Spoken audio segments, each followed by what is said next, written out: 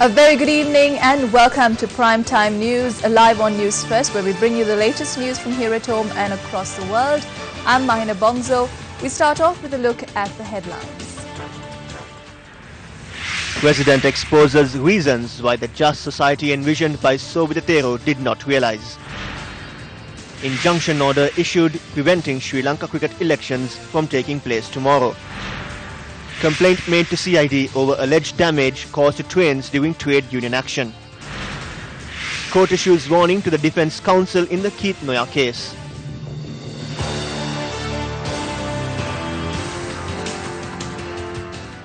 The event to mark the 76th birth anniversary of the late Most Venerable Maduluave Sobitero took place in Colombo today. The birthday of the late Most Venerable Maduluave Sobitero fell yesterday. However, the event was organized today at the Foundation Institute in Colombo to honor the service rendered by the late Thero to the nation and to the Sasana. I was not invited for this event. This is the same manner in which other matters take place in this country. Some say when I took over the Sri Lanka Freedom Party, the party became similar to a roti that cannot be eaten. If one is ready to come for a dialogue with me, I am willing to say how the roti reached a state that it cannot be eaten, who ruined the vision and objective envisioned by the late Thero. Today's Daily Mirror newspaper has published a report with Mahathir Mohamad's image on the left and my image on the other side. They have listed certain things which were said to be done by Mahathir Mohamad in just 5 days. Under my image, they have said within 3 years with a question mark. It is said he arrested 9 ministers within the first 5 days. It is said he arrested 50 judges. I personally called the Sri Lankan High Commissioner in Malaysia. The party of Mahathir Mohamad is one that maintained links with the Sri Lanka Freedom Party. So I am aware of those in that party. I spoke to one of them as well. All of them said these reports are completely false. Over the past 2 weeks, they are reprimanding me on social media using this material. They ask, why can't I do what Mahathir did? If such things could be done in 5 days, that country is not a democratic state. During 3 years, certain people have been arrested, cases have been filed, and there are trials taking place. In addition, investigations are also taking place. The election was held on the 8th of January 2015, and on the 9th, we were summoned by the Elections Commissioner. The election results were released at 2 in the afternoon. By then, Mahinda Rajapaksa has conceded defeat and was leaving with his belongings.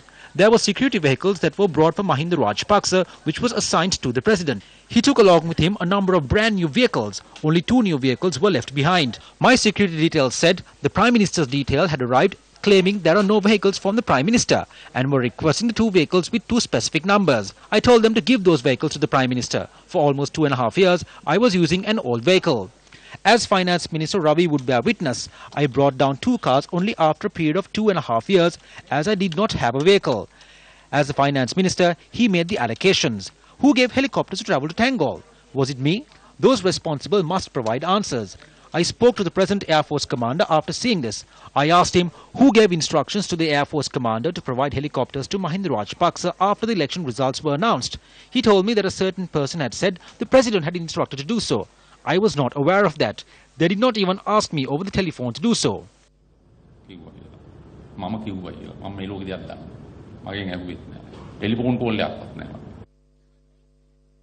The President issued a challenge for an open debate to discuss events during the past 3 years. Some say the government is ruined because of the Sri Lanka Freedom Party. Some say the government was ruined after I took over as chairman of the Sri Lanka Freedom Party. The UNP only had 47 seats in parliament at the time. The United People's Freedom Alliance, led by Mahinda Rajapaksa, had a 2/3 majority in parliament. Honourable Speaker, I do not know who prepared the 100-day programme. I am thankful and honoured today as well when I was made the common candidate. Now some are saying if they put forward anyone else rather than me, they could have won. Then they should have done so. I am saying they selected me because they had no one else. I am saying this in the presence of the late Sobitero. Prime Minister Ranil Wickremesinghe prepared the 100-day programme with only 47 parliamentary seats. The election was on the 8th and the swearing-in was on the 9th. They made the 100 days citing this is what will happen on the 10th, 11th and so on. They published a book and distributed it. It included the 19th Amendment to the Constitution. Where in the history of the world's parliamentary democracy have you heard a constitutional amendment taking place with just 47 seats in Parliament? 142 were against that. Ranil Wickremesinghe was sworn in as the Prime Minister moments after I was sworn in as President. Come the next week, the opposition said they will bring a motion of no confidence because a person with only 47 seats was made Prime Minister. The 100-day program did not contain any move to dissolve Parliament. Jayampati Vikramaratne, I am not aware who prepared this program. I must state this to those who prepared it. That was the most dumbest thing they've ever done. It is only I who know the number of things that were harmful to the country were struck down, solely because there were SLFP ministers in cabinet.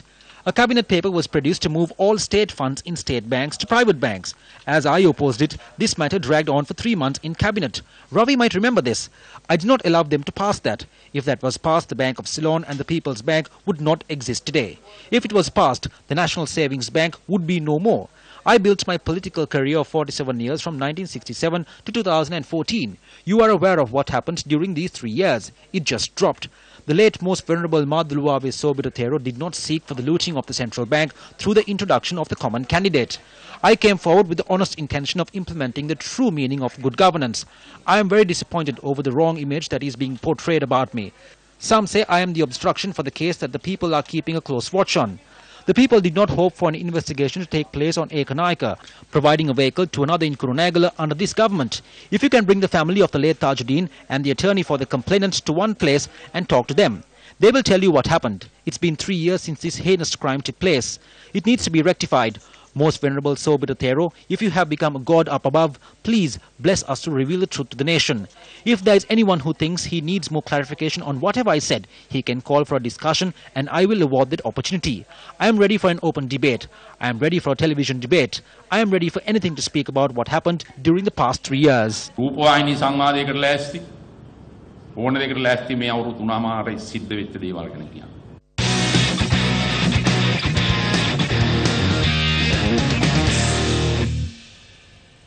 The Court of Appeal issued an injunction order today preventing Sri Lanka cricket elections from being held tomorrow as scheduled. The order was issued based on a petition filed by Nishantha Ranatunga. A petition was filed seeking an injunction order to be issued preventing Tilanga Sumadipala functioning as the president of SLC. 27 people, including the Minister of Sports, Faiza Mustafa, Secretary of the Ministry of Sports, members of the Election Committee and the current SLC President were named as respondents in the petition. The President of the Court of Appeal, Justice Padman Surasena and Justice Arjun Obesekara decided to reconsider the petition on the 14th of next month. Therefore, the injunction order will be in effect until the 14th of next month. I consider this a move towards the betterment of the sport. Several requests were made. The requests were made according to the law of the country and the sports law. So in 14 days, we will get another decision. There's a law to adhere to. It would have been alright if this was done without manipulating the law and in a just manner. The entire country knows what has happened to cricket. We are trying to make some changes. Attempts made by Sports First to contact candidates contesting for the post of SLC President, Tilanga Sumadipala and Jayantha Dharmadasa, were futile. The Chief Executive Officer of Sri Lanka Cricket, Ashley De Silva, said the court's decision has not been officially communicated to him, adding a communique would be issued after receiving full details of the court order. General Manager Operations of Sri Lanka Railways, Dr. Vijaya Samarasinghe, says strict action will be taken against the damages caused to railway property by Technical Services Trade Union Committee, who are staging a token strike action. Engines number 744, 754 and 866 at the Maradana train yard did not operate today due to a technical malfunction. According to the Railway Operations Office, the engines were not in operation due to intentional damages caused to the locomotives by technical services staff who are staging a token strike action. Signal cables at the Lunivilla train station had also been damaged. As a result, passengers were severely inconvenienced. Several engines and a power set at the Dematagoda yard had been intentionally tampered with, causing them to malfunction. The electrical cables of the night mail bearing the number 45 had been removed. Several such acts have been carried out at other stations as well. This forced us to cancel 2 train services today. We have handed over these matters to be investigated to the Criminal Investigations Department. All casual, assigned and contract workers at the Department of Railways have been ordered to immediately report to work. Any employee who violates the order and fails to report to work shall be considered as to have vacated their positions. A decision will be taken to recruit new workers to replace them.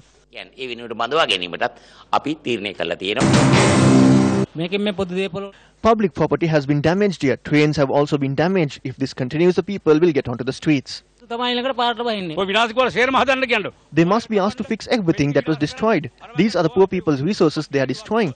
Let them take any trade union action they want, but it's wrong to do such low-class acts. Train compartments have been destroyed.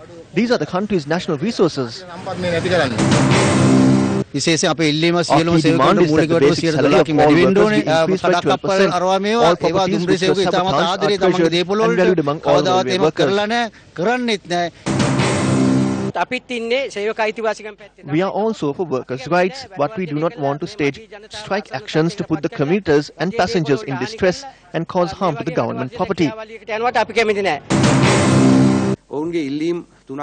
They had made 3 requests to which we provided reasonable solutions. At the end, only a few trade unions decided to go ahead with the strike action. Nevertheless, they had requested for a discussion with Minister Sarath Amunugama of the Cabinet Subcommittee, and we have given them a discussion this Friday at 1 p.m. at the Parliamentary Complex. Civil organizations say the beneficiaries of the bond scam should be exposed.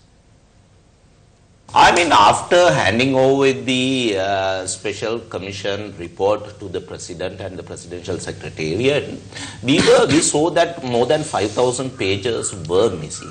On January 23rd, the President admits that there are more pages on this. So we are having an issue.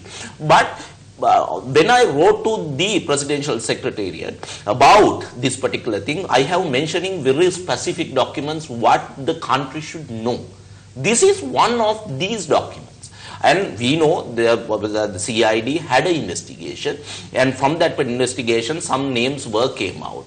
Everyone believed that that particular number is somewhere close to 118 names. So we know one of them are Dasari Jayasekar. There are additional parliamentarians. For our knowledge, at least it could reach to, somewhere up to 16 in number. 16 parliamentarians. 16 parliamentarian plus, it seems, and some politicians, and some journalists, some civil society organizations, and some religious leaders. I am 99% sure that more than this 118 name list, more politicians and officials receive money from the bond scam.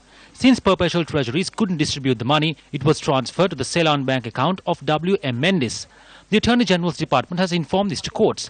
1,190 million was deposited to the W.M. Mendes account by the Perpetual Treasuries. Dasari obtained only one of the 1,190. There has to be more who obtained the remaining 1,189 million. The Attorney General's Department said to court, checks have been issued to 166 people from that account. Money was withdrawn from that account. The footnote gang of COPE is silent because all of these information are now coming to light. Certain names are being revealed. The Presidential Secretariat has to release 165 names. The cabinet meeting was held under the auspices of President Maithripala Sirisena at the Presidential Secretariat. Following the meeting, the minister spoke to media and said focus was drawn towards providing compensation to those affected by the recent floods and to create an environment where fertilizer concession can be given to farmers in a systematic way. Attention was drawn towards allocating funds for the flood-affected community. The virus spreading in the south has not been identified as yet. I don't think we can wait for a tender procedure to take place with the Health Ministry's involvement to provide the required equipment to solve this issue. Discussions were held about appointing a committee to provide the medicine and equipment needed.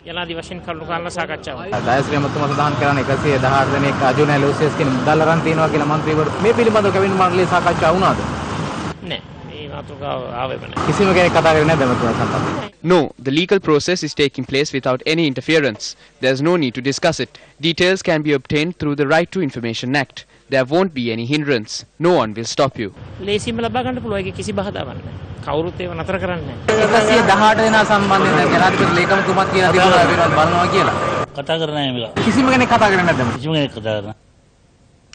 Leader of the National Unity Front, Azad Sali, convened a media briefing today. What happened for 3 years? We have 2 leaders who failed to keep their promises. When one issues an order, the other shuts it down. It happens the other way around as well. Gota is for Beruwala, Basil is for Gaur, and Mahinda is for Colombo. No arrests were made for the Alutgama incident. Who was in government back then? Mahinda was the president and Gotabaya was the defense secretary.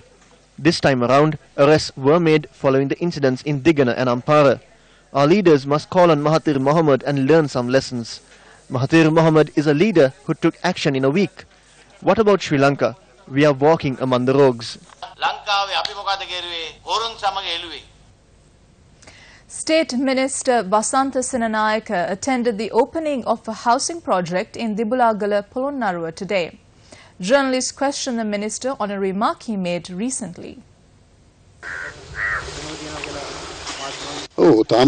Yes, my hands are tied. As a government, the President, Prime Minister and the Cabinet have launched a rapid program in this district. Personally, my hands are tied. That is how it is. It is difficult to operate. I do not have the full strength to operate. I said it before and I say it now. Perpetual Treasury's limited premises located in the Parkland building in Colombo 2 were searched today after detectives obtained a search warrant from the Fort Magistrates Court this morning, supported by an application made by the Attorney General in this regard. The office premises of Perpetual Treasuries Limited in the Parkland building, Colombo 2, was searched in the presence of the chairman of the Perpetual Group, Jeffrey Joseph Aloysius, an attorney and employees of PTL, including its compliance officer. Sources close to the investigation said the entire premises was searched for the collection of files, vital documents and computer data storage devices that are required for the ongoing investigations. The investigators sealed the premises late this evening and were seen taking away certain material. Reliable sources claimed the search will take place tomorrow as well. The case filed over the abduction and assault of journalist Keith Noir was taken up at the Mount Lavinia Magistrates Court today. Court issued a stern warning on the counsel appearing for retired Chief of Staff of the Army, Major General Amal Karunasekara, who was arrested over the matter. The suspect was produced before Mount Lavinia Additional Magistrate Lochana Abe Vikramasinghe. The additional magistrate stated that this case should not be sensationalized from unnecessarily retaining lawyers and that this could aggrieve the suspects, noting that the courts are not an acting ground. The State Council today informed court the CID has recorded a statement from Speaker Karu Jayasuriya over the abduction and the assault of journalist Keith Noir. Retired Chief of Staff of the Army, Major General Amal Karunasekara, who was arrested over the matter, was further remanded until the 13th of June.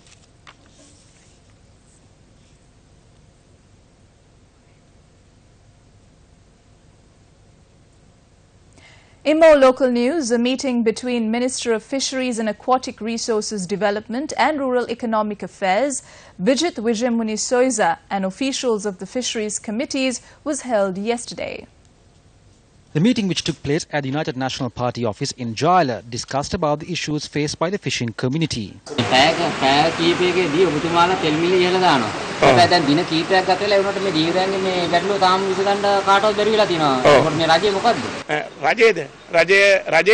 The government? It is a good government. Why are you asking about the government of good governance? How can the government do things without increasing taxes? 4 billion was allocated for the fishermen.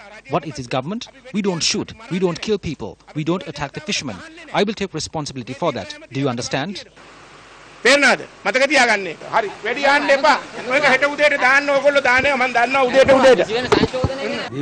fisheries minister is here because of the fishermen. Can the minister score like that? Fuel prices of the global market has reduced. Why haven't the prices in Sri Lanka reduced? We are not happy with how the ministers work. They are trying to safeguard themselves. Money has been allocated for the fishermen, but they still have not been able to implement a system. They are destroying everything the fishermen have. There is no one to look into that. Not a single minister comes here to see us. Why are they doing this to us? Why are they scolding us?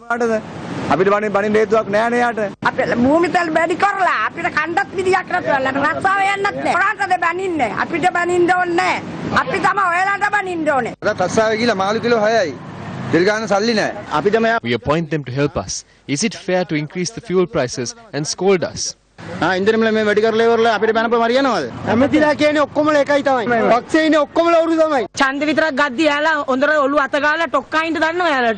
Up next is the voice of the people.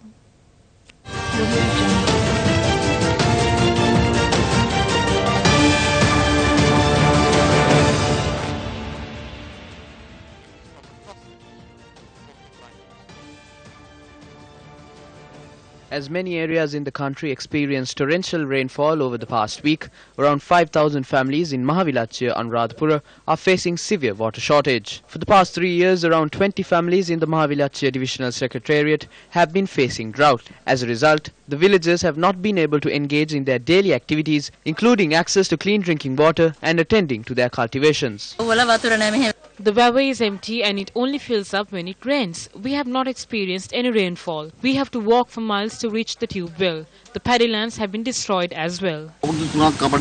We haven't worked for 3 years. The relief is also a mess. We walk for miles to reach the water canal, but that too had dried up. We haven't cultivated for 3 years. For the past decade, this is the situation of the road that links Deyandara and Valasmulla. This is the only road available for people to move from Deyandara to Kirivaldenia and to Valasmulla. The 2-kilometer section and the 6-kilometer long road is in dilapidated state. It is difficult for the children to travel in this road. We have to repair our motorcycles on a daily basis. The ministers only seek our votes. Thereafter, they are missing.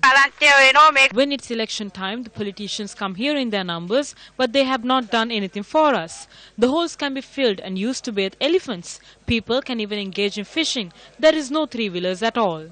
For many years, the people living in the Galamuduna Divisional Secretariat in the Kandy district have been inconvenienced due to the basic infrastructure for the area not being developed accordingly.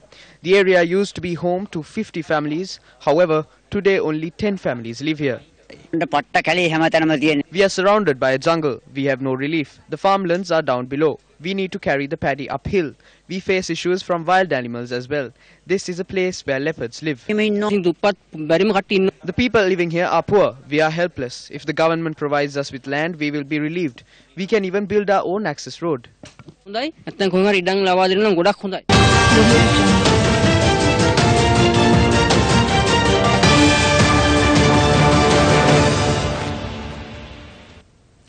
A prominent Russian journalist and vocal critic of President Vladimir, the Maldivian Democratic Party held its presidential primaries today.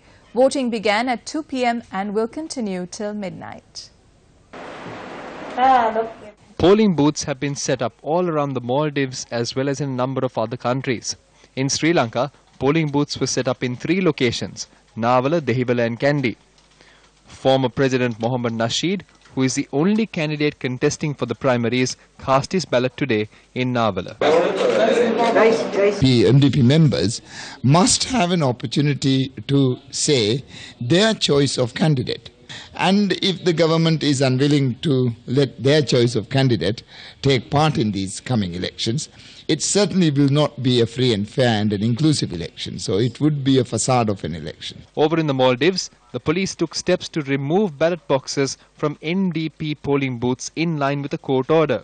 According to Maldivian media, court had stated that allowing a convict such as former President Mohammad Nasheed to contest in the election is illegal and ordered the police service to stop the election.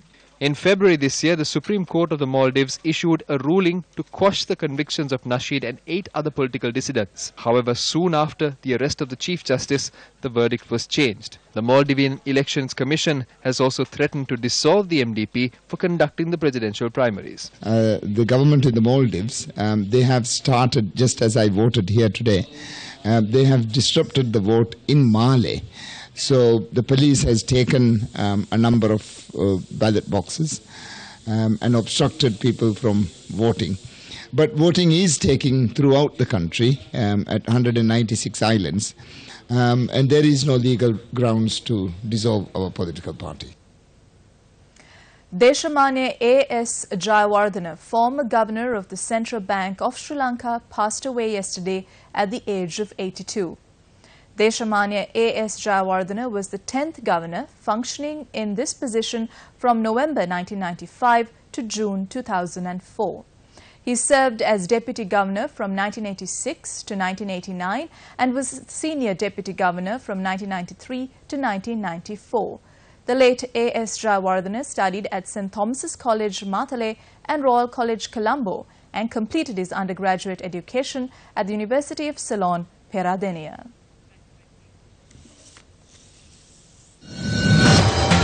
And that's a wrap from all of us here at the News First English News Desk. If you want to know more about what's been going on in the world around you, well, you can log on to our website, that's www.newsfirst.lk, and also follow our social media pages on Facebook and on Twitter.